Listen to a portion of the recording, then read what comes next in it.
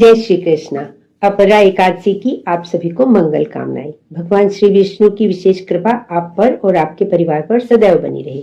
आज सुनेंगे अपरा एकादशी की व्रत कथा।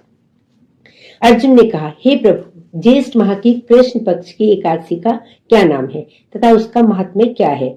इसमें किस देवता का पूजन किया जाता है तथा इस व्रत को करने का क्या विधान है? कृपा कर यह सब मुझे विस्तार पूर्वक बताएं। श्री कृष्ण ने कहा, हे अर्जुन, ज्येष्ठ माह के कृष्ण पक्ष की एकादशी का नाम अपरा है, क्योंकि यह अपार धन एवं पुण्यों को प्रदान करने तथा समस्त पापों का नाश करने वाली है। जो मनुष्य इसका व्रत करते हैं उनकी लोक में प्रसिद्धि होती है।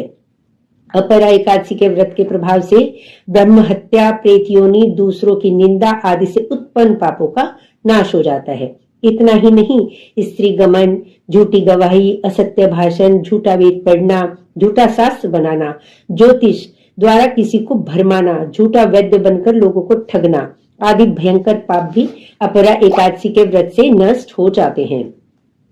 युद्ध क्षेत्र से भागे हुए क्षत्रिय को नरक की प्राप्ति होती है, किंतु अपरा एकादशी का व्रत करने से उसे भी स्वर्ग की प्राप्ति हो जाती है। गुरु से विद्या अर्जित करने के उपरांत जो शिष्य गुरु की निंदा करते हैं तो वे अवश्य ही नरक में जाते हैं। अपरा एकादशी का व्रत करने से उनके लिए स्वर्ग जाना संभव हो जाता है। तीनों पुष्करों में स्नान करने से अथवा कार्तिक माह में स्नान करने से अथवा गंगा जी के तट पर पितरों को पिंड दान करने से जो फल प्राप्त होता है वही फल अपरा एकादशी का व्रत करने से प्राप्त हो जाता है। बृहस्पतिवार के दिन गोमती नदी में स्नान करने से, कुंभ में श्री केदारनाथ जी के दर्शन करने से तथा बद्रिकाश्रम में निवास करने से तथा सूर्य ग्रहण एवं चंद्र ग्रहण के समय कुरुक्षेत्र में स्नान करने से जो फल सिंह राशि वालों को प्राप्त होता है वह फल अपरा एकादशी के व्रत के समान है। जो फल हाथी घोड़े के दान से तथा यज्ञ में स्वर्ण दान से प्राप्त होता है वह फल अपरा एकादशी के व्रत के फल के समान है। गौ तथा भूमि या स्वर्ण के दान का फल भी इसके फल के समान होता है। पाप रूपी वृक्षों को काटने के लिए यह व्रत कुल्हाड़ी के समान है तथा पाप रूपी अंधकार के लिए भी सूर्य के समान है।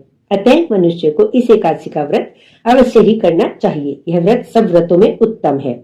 अपरा एकादशी के दिन श्रद्धा पूर्वक भगवान श्री विष्णु का पूजन करना चाहिए, जिससे अंत में विष्णु लोक की प्राप्ति होती है।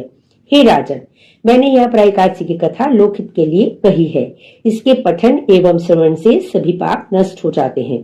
कथा सार: अपरा अर्थात अपार अथवा अतिरिक्त जो प्राणी एकादशी का व्रत करते हैं उन्हें भगवान श्री हरि विष्णु की अतिरिक्त शक्ति प्राप्त होती है, अतिरिक्त भक्ति प्राप्त होती है तथा इस कल्याणकारी व्रत के प्रभाव से भक्ति और श्रद्धा में निरंतर वृद्धि होती है। जय श्री कृष्ण।